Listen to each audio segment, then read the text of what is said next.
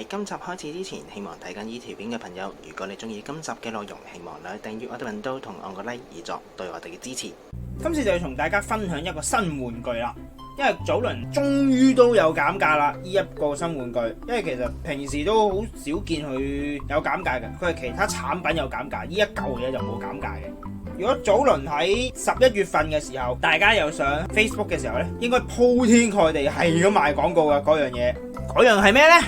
嗰樣就係家用慢煮最出名嘅牌子 Alova 嘅焗爐啦。點解我哋會換焗爐呢？係因為我哋本身用緊嗰個焗爐仔呢，都係用咗一段頗長嘅時間啦。咁佢開始有啲問題出現，就係前後嘅爐溫相差得太大啊，同埋佢入邊個內膽都開始有少少問題出現，所以就換一個先進啲嘅焗爐，就可以做更多嘅嘢食噶。Alova 焗爐有咩咁特別呢？佢雖然係一個焗爐，但係佢亦都會加埋慢煮嘅功能，因為佢可以有個水箱去放 steam 嘅。好，而家開俾大家睇啦。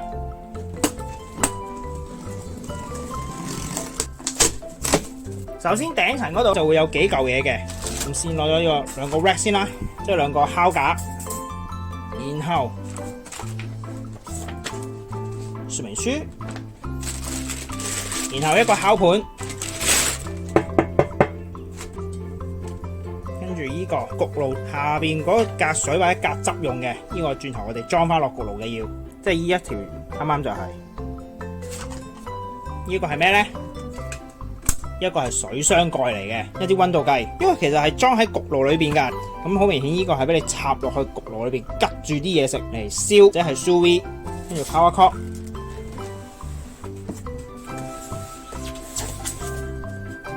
主體方面會分咗兩嚿，咁第一嚿水箱啦。呢個水箱佢聲稱可以24小時放蒸汽嘅，呢個我要之後先至再測試到啊，因為呢個 moment 我係冇辦法試係咪真係可以24小時放到蒸汽嘅。見到佢有個度數啦 ，mix 啦，即係唔好過呢條線啦。喺後邊嗰度，佢呢個就係出水口嚟嘅，到時裝落部機度，佢呢個就負責供水噶啦。到最後就到個主體啦，而家攞佢出嚟。呢一個除咗係個門柄之外呢，其實佢呢個 panel bar 嚟嘅。你會隱約見到其實嗰啲顯示喺呢度嘅，到時就會俾你呢度 setting 時間、溫度同埋嗰個濕度嘅。所以點解會買呢部就係因為佢可以控制埋個濕度啊。有啲麵包佢會計埋濕度啊、水分嗰啲，呢個其實你可以當埋一個鋪法都可以嘅。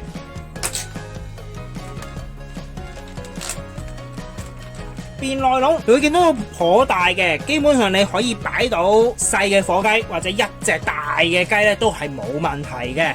所以我哋終於唔需要淨係燒春雞啦！而家嗱，首先呢度上面呢個就係發熱線嚟嘅，亦都會有眼燈，所以到時佢係會着燈俾你睇到嘅。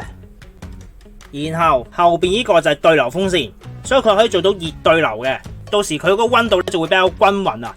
因為如果你淨係得上下發熱線做唔到對流嘅時候，佢有機會有啲位置就唔能夠均一嘅喺溫度，就好似我嗰個細焗爐仔咁。然後另外會見到呢度佢個塞嘅係咩嚟呢？其實俾你插翻頭先嗰支針用啊，就係咁啦。到時就可以插落去啲食物嗰度去睇下佢核心溫度夠未啦。後邊呢紮就係散熱位嚟嘅，然後俾大家睇側邊呢個位呢，就係裝水箱嘅。即是這樣，係要用力少少側入去嘅，因為下邊有個水質，你要頂晒佢入去咧，佢先至吸到水嘅。你係可以向前托，但係出嚟嗰時佢唔係完全打橫出嘅，佢要打斜上翻嚟嘅。所以你見個底咧，呢度係斜嘅，所以你如果買嗰時上面亦都要預留空間。後邊就冇散熱噶啦，全靠呢度嘅啫。官方聲稱每一邊都最好預留翻2寸嘅空間俾佢散熱嘅，因為你如果頂得太死，佢後邊其實都好熱嘅，咁好容易會焗壞咗佢嘅。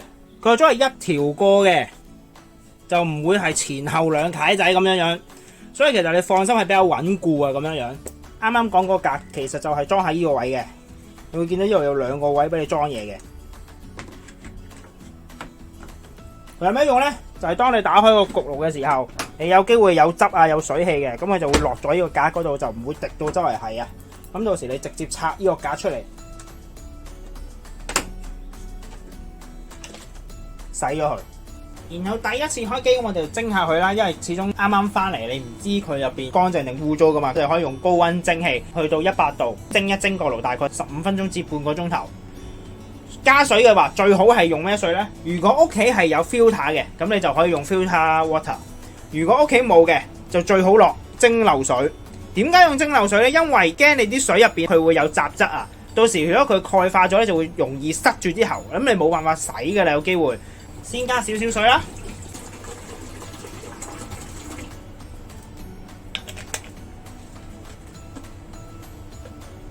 點樣校蒸汽模式呢？首先而家佢 presetting 咧就係66度啦，而家暫時。咁我就撳一下個溫度計，撳完溫度計之後，佢就會出咗 sous vide 呢個字嘅 set 到去100度啦。時間嘅話校15分鐘，蒸汽呢度要撳 on。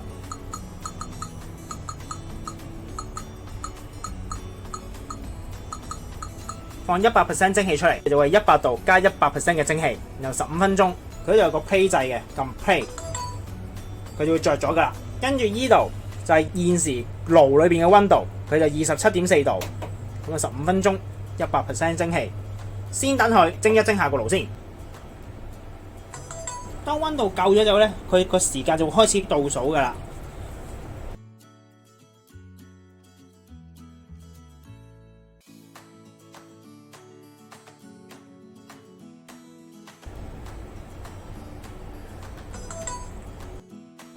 15分鐘之後完咗，佢自己係唔會停機嘅，佢係會繼續 keep 住喺100度100% 蒸汽嗰度運行住嘅。呢個時候你就要撳 play， 熄咗佢啦，正式完成咗一個運作噶啦。想校 infinity 嘅時間就好似頭先咁啦，唔好撳任何時間，佢就會繼續運行噶啦，自己變咗無限時間係咁 run 落去嘅，自己會。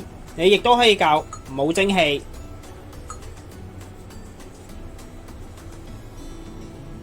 然後校熱風對流，開焗爐模式，例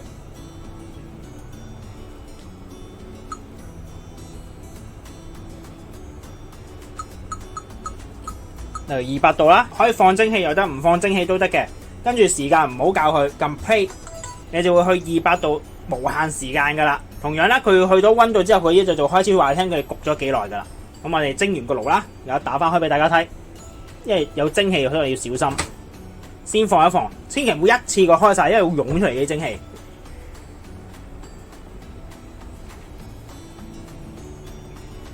咪一蒸晒啦個爐，我哋已經，然後我哋可以拆翻晒出嚟啦，將啲嘢再洗一次就得噶啦。今集亦都差唔多啦，多謝各位收睇。詳細食譜我哋會上傳喺 Facebook 專頁嗰度，有興趣嘅話可以上去查閱。另外，如果中意我哋頻道嘅話，希望可以訂閱我哋頻道同按個 like 以作對我哋嘅支持。希望大家中意啦，我哋下集再見，拜拜。